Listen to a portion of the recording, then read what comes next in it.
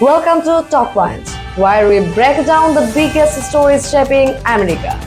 Today we are diving into the intense debt selling negotiations in Congress, a standoff that could impact the economy, government services, and millions of Americans. Animation showing a government credit card reaching its limits. First, let's quickly explain. The debt ceiling is a legal limit set by Congress on how much the federal government can borrow to meet its financial obligations. It's like a credit card limit for the US government, covering everything from social security payments and military salaries to interest on existing debt. When the government approaches this limit, Congress must act to raise or suspend the ceiling. Otherwise, the US risks defaulting on its debt, which experts warn could trigger a financial crisis. Clips of congressional leaders speaking, heated floor debates. As of August 2025, the debt ceiling deadline is looming, but raising the limit has become a political battleground. Republican lawmakers are demanding spending cuts and fiscal reforms as a condition for approving an increase. Democrats argue that raising the ceiling is essential to keep the government running and emphasize the need for investments in social programs, infrastructure, and climate initiatives. This divide has led to a tense standoff with both sides blaming each other for risking the country's financial stability. Stock market crashes, government office closures, worried families. What happens if Congress fails to reach a deal? The government could default on its debt for the first time in history.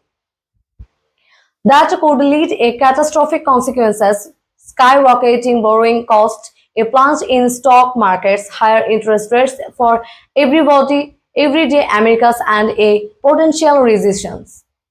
Social programs, military funding, and even federal salaries could face interruption, shaking confidence both domestically and internationally. Archive footage of past debt ceiling debates headlines. This is not the first time debt ceiling showdown. In 2011 and 2013, similar standoffs pushed markets to the brink and result in last-minute agreements. Those crises showed the risk of politicizing the debt ceiling, promoting economists to call for reforming or abolishing the process altogether. But despite warning, the issue keeps reemerging as a political tool. Congressional meetings, negotiation tables, press conference. As negotiations drag on, bipartisan working groups are trying to find common ground. Proposals on the table include a temporary suspension of the debt ceiling combined with a long-term budget deal addressing spending and revenue. However, key skating points remain, particularly around entitlement reform and defense spending. The White House has urged Congress to act swiftly to avoid economic fallout, warning the delay will cost Americans dearly. Calendar highlighting upcoming headlines, media coverage. Here's what to watch next. Will Congress reach a deal before the government exhausts its borrowing capacity?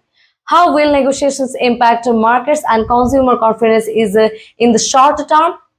Could this standoff influence the 2025 midterm elections or presidential campaigns? For ordinary Americans, staying informed is crucial, especially as interest rates and government services could be affected.